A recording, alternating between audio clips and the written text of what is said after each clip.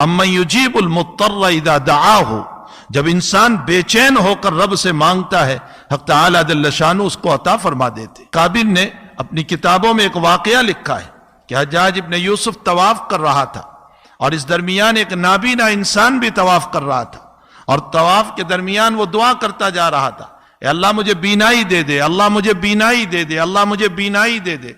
हज्जाज इब्न यूसुफ ने उस नाबीना से कहा कि ये जो तू बोल रहा है जोर जोर से मुझे बीनाई दे दे, तू रियाकार है, तू मक्कार है। मेरे तवाफ के 4 चक्कर बाकी है, अगर इन 4 चक्कर के अंदर मेरे तवाफ के खत्म होने तक अगर तेरी बीनाई वापस न तुझे नहीं आई तो मैं तुझे कत्ल कर दूंगा। अब इस गरीब पर 2 हालात, एक तो बीनाई नहीं है और दूसरा कत्ल का ऐलान है। इसने और इस्तरार और बेचैनी के साथ दुआ करना शुरू किया कि अल्लाह मुझे बीनाई दे दे, अब तो मेरी जान का खतरा हो गया कि उसका तवाफ पूरा नहीं हुआ कि अल्लाह ने बीनाई अता फरमा दी।